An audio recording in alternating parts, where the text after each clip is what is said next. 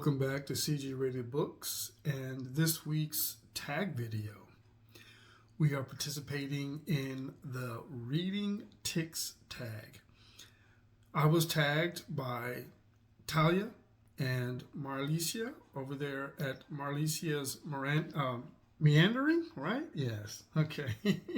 I want to thank those two, the knitting duo, for doing them. I got a chance to watch the video. Very, very entertaining. The link for their video is going to be in the description.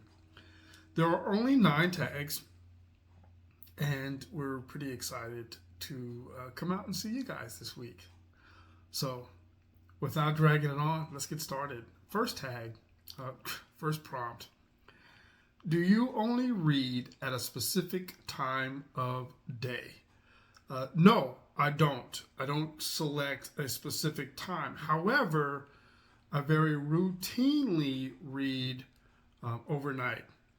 Usually that's the most consistent time that I read. Prompt number 2. Do you prefer to read in your work clothes or your everyday clothes? Or are you partial to reading in your pajamas or comfy clothes? So I'll be honest with you, a lot of times because of my job and the times that I get a chance, the space that I get a chance, I do a lot of reading at work. Fortunately, it doesn't hurt for me to be able to say that. I won't get in trouble for it because my job is very linear. But I do read at work a lot, which is I work overnight. There's a lot of time in between my nightly duties, and in between those times while I'm working, I have a partner. While we're working, I'll have a tendency to get some reading in. But so I'm usually in my work clothes. When I'm not at work, I'm in my pajamas. I am a very adamant introvert, and I very seldom get dressed. So I do like to read in some very comfortable clothing. It's just my, I guess it is a preference, but it's usually because that's what I'm wearing when I'm reading. Problem number 3, what is your favorite reading spot? A couch, chair, bed, outdoors, or somewhere else? And to be honest with you, it's pretty much anywhere. Now, I do now have, if you guys got a chance to see last month's or March is monthly check-in, you'll see that I have created myself a little reading corner. And that is my preferred spot now. And I'm still working on it, decorating it, getting it more comfortable. But I do have a designated reading area with a reclining chair and footstool, fireplace, nice little ambience, nice little theme going on there. So it's really comfortable to read there. Prompt number 4. Do you snack while reading, or is this a no-go? I usually don't, but sometimes, like at night, I'll have a tendency to, I have a quick break that I take, and I'll tend to get some reading in while I'm taking my break. And during that break, I'll eat my little knickknacks, and it's usually just some cheese and sausage and cucumbers, a little ranch, just something to a little snack on, maybe some tuna fish with pretzel crackers. But outside of that, no, I don't normally snack. It's not something I prefer to do. I don't like getting food residue on the pages of my books. So I usually don't. But when I do, I'll drink a beverage.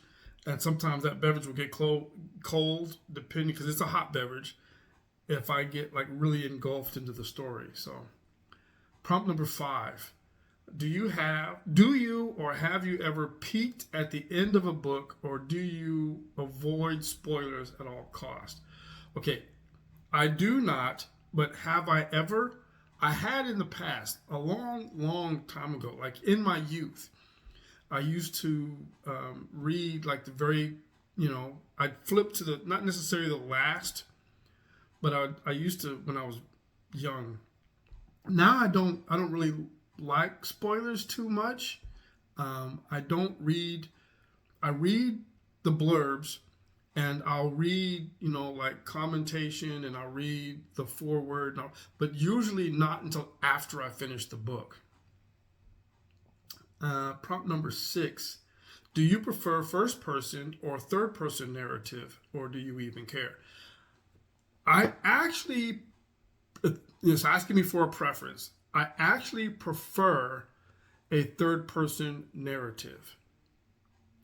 Now, a first person narrative doesn't necessarily mean that you have to side with the narrator or the person, because a lot of times, and I've seen it happen before, usually the first person is the protagonist. The narrator, the first person, is the protagonist. This is the hero of the book, or the victim of the book. And very seldom is the first person narrative the antagonist. So with that thought, sometimes I feel as if you're automatically going to try to consider connecting with the first person narrator. And so I think that I have a tendency to pay more attention and get more depth from the supporting characters when it's written in third person narrative, because then I get a chance to pick who I want to side with and not necessarily feel drawn to have to deal with somebody given to me. And I guess it's just a choice, a preference, because that's not necessarily like it, right? It's not necessarily the thing. It's like the author is not necessarily trying to get you to connect with the first person narrator or the person narrating. Prompt number 7. Do you read dedications? Do you read dedications, author notes, acknowledgements, or do you skip these? I do read them, but usually not until after I've read the story. Because a lot of times there's some hype in those. A lot of times there may be some spoiling hints. A lot of times there may be just a few things in there that might draw my attention away from the book and more about the author. And usually it's not about the author for me. It's about the story. And I know that a lot of authors have a tendency to put themselves into the story and into the narrative and into the characters. But I know that when you're receiving those dedications and acknowledgements, it's not always coming from the author, but another person that was asked to do the foreword, or some person was asked to do, some. And so sometimes it's very cool to read that stuff and find out those things and connect a little bit more with the author. But I prefer to do that after I finish reading the story. Prompt number 8. I feel funny because the last tag that I did, I missed a question, and I had so much problems with recording that it was very difficult to, there were other people that had missed questions in the past and some of the other tags, and they just come right into the end and just attach it at the end of, and I wanted to do that, but I had so many problems with the actual video, the clip, the actual video. And then trying to edit it and then trying to get it posted, it was terrible. So I just went ahead and made a second video to follow up on it. So I'm a little more self-conscious, a little bit more aware about trying to make sure I don't miss questions. Prompt number 8. Yes, prompt number 8. Do you have a favorite reading beverage? And it's not necessarily just a reading beverage. It's my favorite all-time beverage. I drink a lot of coffee. And I really need to cut back. My life is really starting to simplify quite a bit. And I'm getting an opportunity to be more reclusive. And because of that, instead of making an individual cup of coffee, because I have both a Keurig and a pot, I'll have a tendency to make a coffee pot. And if I make a pot and I stay home all day, I'll probably drink the whole pot before the day is over. So I got to be careful with that. But coffee, I love to drink coffee. Hot, I'm not too much into the, every now and on occasion, iced coffee is not bad, but I prefer it hot. And then prompt number 9, quick, right to the point. How do you decide what to read next? TBR, mood, goals, or random choice? And I'll be honest with you, I don't do TBRs. If you guys have been on my page long enough, you know I don't do TBRs. I'm not much of a mood reader. Now, I do get into moods, and I do struggle sometimes when I have a book, but since I don't DNF, I'm not much of a mood reader. And most readings, even when I like them a lot, doesn't really give me an emotional reaction unless it was like really outstandingly good or if it was terrible. I don't like doing goals either, because goals and reading challenges are challenging, and they take away from the leisureness of reading. And my reading is rather leisurely.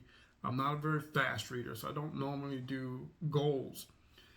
So that would leave random choices. And if anybody is familiar with me and the way I do my selection, I've talked about it a couple of times. I normally just go down the aisle, and a book has a tendency to appeal to me. So kind of mood, I guess. But what will normally happen is I just, usually the library, or if it's something from a familiar author, I just go down the aisle. I like reading fiction, and I'll just go down the aisle. And first of all, the title of the book will grab my attention, then the dimensions of the book, the weight of it, then the type text, just the way the letters are presented on the page, the thickness of the book, just really odd things. And then maybe I might read the blurb just to know what it is, because I would like to know if I'm reading a thriller, if I'm reading a suspense novel, if I'm reading something historical fiction or so forth. But it's so terrible nowadays because genres are just, they're so far into the wind now, it's hard to decide or understand what you are reading. And a lot of times it's not clear cut. You'll go out there and you'll even look at some of the literary library lists, and so, Amazon, Audible, Goodreads, Libby, whatever it is, you'll go out there and you'll look and you're trying to find out, what genre this book is in, and it's listed as 4 or 5 different genres. So it's crazy. But that's it. That's me.